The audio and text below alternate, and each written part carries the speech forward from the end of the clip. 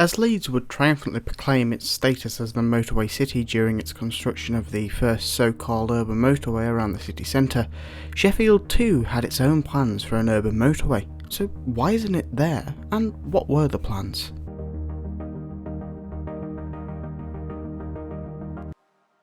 Well, like every semi-educational YouTube video, we need a bit of context. The Battle of Britain.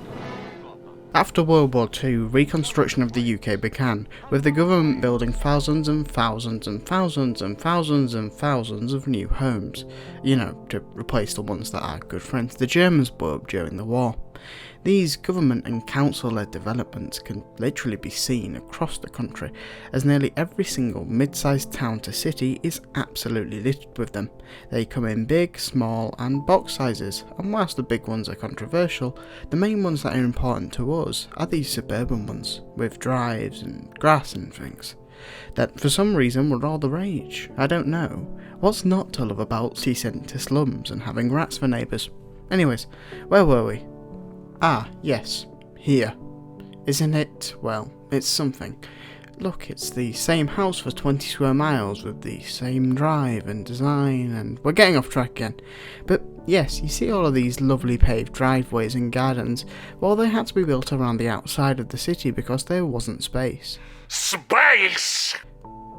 This meant that home no longer was near to work, and if you put that into a scientific calculator, well, it wouldn't work, but essentially you needed a car to commute to work. And this created a new thing, a different thing, a thing like many other things. You know the one, it's coming now. Wait, hello? Can you hear me? Is anyone there? Like the Evergreen Ever Given last year casually blocking one of the most important trade corridors in the world, all this traffic was blocking up all the roads as they were not built different and couldn't handle it. Therefore, to amend this blunder, and definitely not for any other reason at all, we stole an idea from the Americans, gave it a new name, and started putting them across the country like it was hotcakes.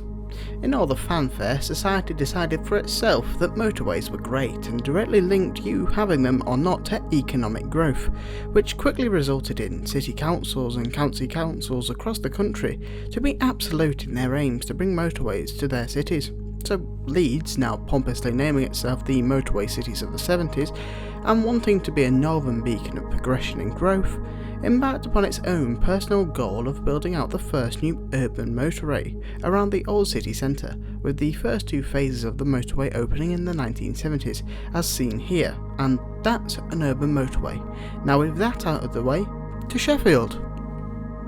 Sheffield, similar to Leeds, was in a similar boat of suburb building, slum clearing, CT regenerating phase, with an old promotional video proclaiming that Sheffield was a city on the move, so the city council began to make plans for the ring road and soon released their vision out into the world. And these were them. The first section of the motorway would have run from Parkway to Queen's Road Junction, the second from Penistone Road to the Wicker, and finally the third from the Wicker to Parkwell and Granville Street. Being essentially the same idea that Leeds and Coventry were implementing, it would have been similar to those cities, just with a lot more flyovers and awkward lane switching due to the topography of the local area. Yet, the plans were minutely inconvenienced when the South Yorkshire County Council inherited the plans in 1974, but soon the urban motorway plans for the city on the move started to be soured as a slow but steady deluge of councillors and local politicians began to move away and actively oppose the scheme, until eventually it was more or less forgotten about and shelved away.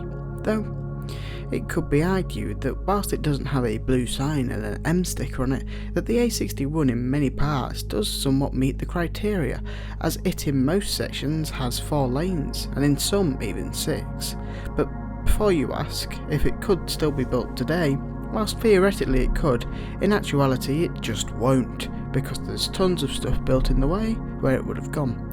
And generally, like in London with the Westway, people don't like having massive suspended motorways about the city. Though people like me, for some reason, decide to make videos and stuff like this. And yeah, so anyways, thanks for watching. If you're here, you must have enjoyed the video, so subscribe, and I'll see you later.